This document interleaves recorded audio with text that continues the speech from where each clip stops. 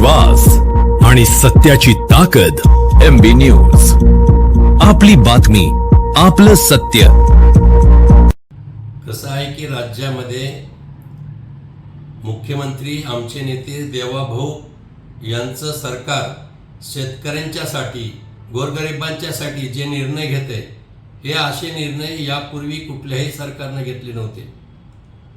महसूल मंत्री आमचे मार्गदर्शक माननीय नामदार चंद्रशेखरजी बावनकुळे साहेबांनी त्यांच्या महसूलमध्ये अधिक पारदर्शकता आणली, प्रक्रिया सुलभ व्हावी, गुंतागुंत सुलभ व्हावी आणि शेतकऱ्यांना चांगला न्याय मिळावा म्हणून 2 निर्णय ह्या 4-5 दिवसात अत्यंत महत्त्वाचे घेतले.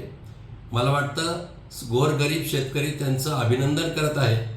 वडिलोपार्जित मालमत्ता, जमिनीचं वाटप यापूर्वी करायचं म्हटलं तर 25,000-30,000 खर्च यायचा. आता सरकारनं केवळ 100 रुपयामध्ये आणि त्यासाठी तहसीलदारची अटच रद्द केली. मला असं वाटतं की यापूर्वी सरकारनं कधीही असा निर्णय घेतला नव्हता.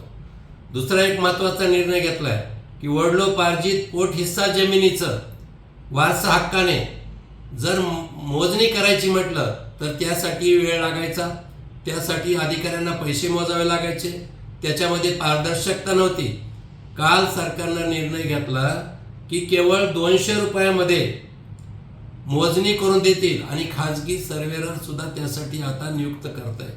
आणि म्हणून व्यवहारातली गुंतागुंत असेल आणि कमी वेळामध्ये गोरगरीब शेतकऱ्यांना न्याय मिळेल, याचं सर्व स्तरातून स्वागत होत आहे.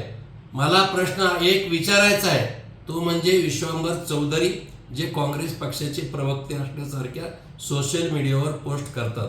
दुसरी गोष्ट, रोहित पवार, सुषमाताई अंधारे, विजय वडेट्टीवार यांना मला सांगायचे की तुमचं राजकारण केवळ सत्ताधाऱ्याच्या विरोधात दिशाभूल करण्यासाठी आणि प्रसिद्धीसाठी असते. सरकारनं घेतलेले चांगले जनहिताचे निर्णय याचं तुम्ही एकदा तरी स्वागत कराल का?